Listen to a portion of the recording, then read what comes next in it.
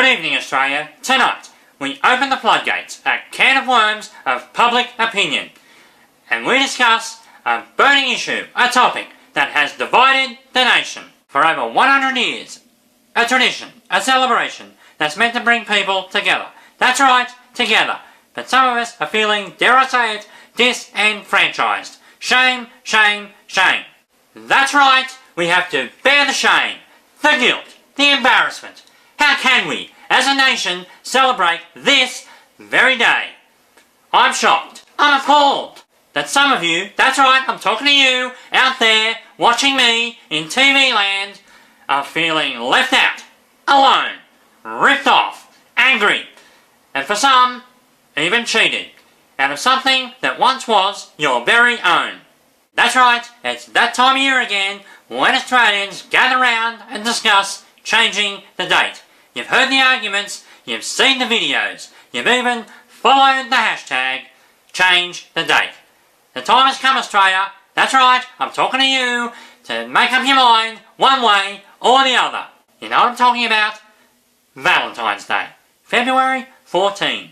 For some, an over-commercialised excuse for flower sellers to inflate their prices, and for others, a lonely day by the phone in the hope that it might ring. Is that you? I know, from time to time, I have been waiting by the phone, and nobody, and I'm talking nobody, has called Derryn, and it's made me, dare I say it, very sad. Shame, Australia, shame.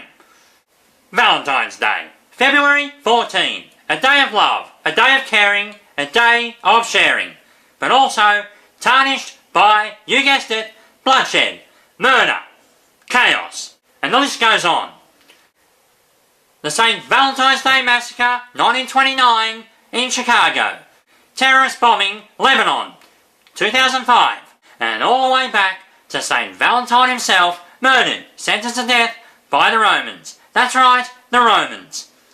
A very special day of love, but isn't really. I'm shocked. I'm confused. I'm flabbergasted. I'm even discombobulated. And now, to the people of Australia, let's hear your opinions. Valentine's Day? Fair think I'm overrated, mate. I mean, I don't care, mate. As long as the pub's open. Hey, I know a bloke, right? He's selling flowers. Mate, on that bloody day, February 14, up the prices go. I don't care, mate, right? It's just a rort, a bloody rort. As long as the pub's open and I can get a beer, I don't bloody care, mate. I mean, Struth, what's a man to do? If the pub ain't open, mate, stay in the bloody crows, mate. The world's just going mad. Going bloody mad, mate. February 14, July 22, I don't care. When the pub's open, I'm happy. And fair enough. Does anybody send me nothing? Do I get a case of beer out of it? No, not me. That's right, my bloody girlfriend on the phone. Where's me flowers? You know what I say? I say, where's the beer? February 14, you can keep it. Valentine's Day? Valentine's Day is bloody toxic. Bloody toxic. You know, I'll tell you something. There is no way I'll pay inflated prices for a bunch of flowers. I have no problem with Valentine's Day. I don't care. I don't care what day. But if you, a flower seller, and you inflate price, I pray to God, He strike you down. He strike you. Because inflate price, no good. No good. Capitalism. I don't like it. Capitalism is bad. Valentine's Day? Valentine's Day? Yeah, I'm a bloody rock star, but do you think I can afford to send bloody inflated price flowers all over the bloody world? No, I don't like it. Valentine's Day, you can shove it. Am I allowed to say that? No, I'll just say, I don't like Valentine's Day. February 14, forget about it. Yeah! Did I hear you say Valentine's Day? I love Valentine's Day. That's That's right, it's my favourite day of the year, and it should be your favourite day of the year.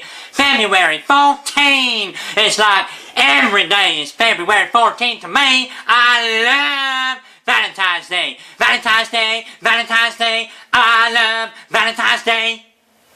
Welcome back.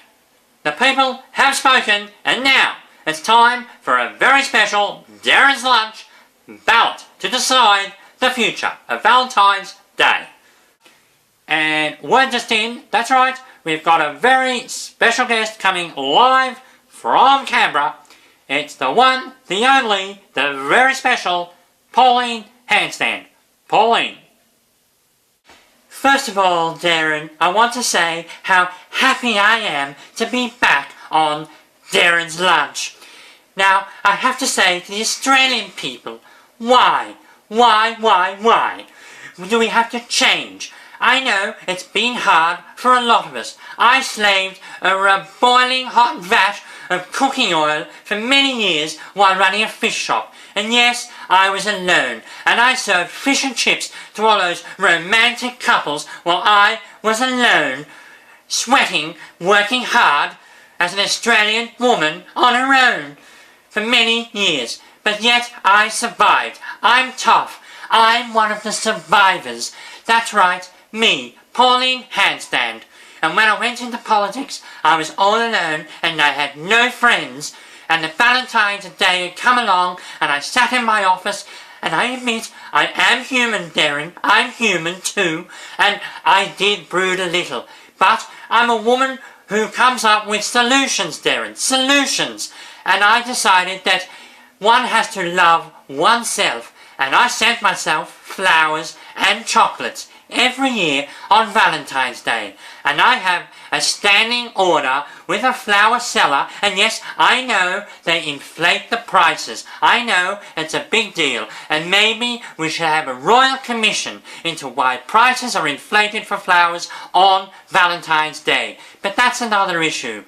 So, if we change the date, what am I to do? My flowers come in on time every year, February 14, and people around the office say, "Ooh, Pauline's got a friend."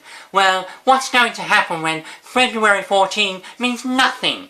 And I have a box of chocolates, and it means nothing, Derryn. Nothing. So I ask you, why change the date? Why don't we just keep it the same? I admit bad things happen, but they happen every day, don't they, Derryn? So I say no. I say no, Derryn. No, no, no, no, no. No. Thank you, Derryn, and thank you to the Australian people. I'm Pauline Handstand. And now, the moment we've all been waiting for, the ballot that will change the nation. Here we go.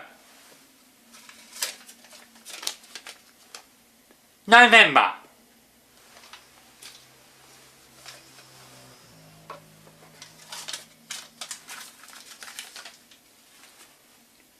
The 5th. There you have it, Australia. November 5th. From now on known as Valentine's Day. I hear a phone. One moment.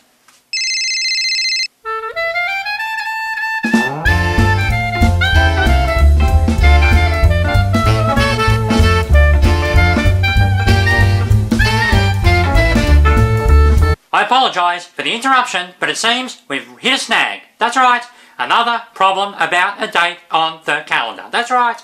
So right now, we're going to be crossing live to our historical expert, Rupert Bartholomew Jones III. Rupert. Oh, hello. Rupert Bartholomew Jones III here. Now, before we get on to November 5th, I'd like to make sure that everybody knows. Now, I know what you're thinking. You little colonials, you little schemers, you. I'd like to clear up one little detail about Valentine's Day. Now, I wasn't born with a silver spoon coming out of every orifice. Well, I was. Yes, I was. But my ancestry was not, and I'd like to make that clear. It was Granddaddy Rupert Bartholomew Jones himself. What was he doing? He was selling flowers on the high street. And how do you make money selling flowers? You inflate the prices, don't you? Yes, February 14, Valentine's Day. Inflate your prices. There's a sucker born every minute.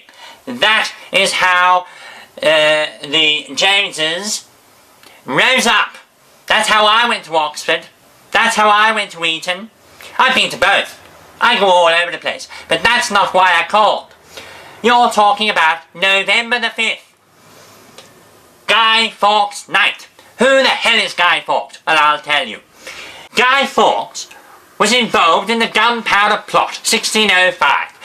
He was with a bunch of Catholics who were being oppressed by the people in power, the Protestants. So, they wanted to kill King James I by blowing up Parliament, and there you have it, terrorism, 1605 style. Well, down the years, there has of course been troubles, haven't there? And people still debate November the 5th. Should it be celebrated? Now, over the years, the Catholics and the Protestants have had troubles, haven't they? And part of that is Guy Fawkes. You know, November the 5th comes up, there's always some sort of trouble going on. Even today, I'm sure there's people who are upset. That's right, upset. But I think we, as a nation, have matured, so we can celebrate together. That's right, we have the bonfire, we cook our potatoes, yes, we burn effigies, but it's all in good fun, isn't it? So, I say, you know, you colonials, you just have to do a little bit of growing up. Growing up, I say. I mean, whatever way you cut the mustard, you can't have November the 5th. November the 5th, Valentine's Day? No, I don't believe that works. I think you have to stay February 14th. That's right, toughen up. You know, I know, some of us have been very lonely.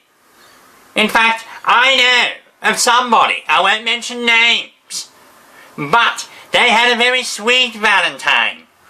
But oh yes, sorry, not mentioning names, somebody stole, I say stole, a young lady from another young gentleman.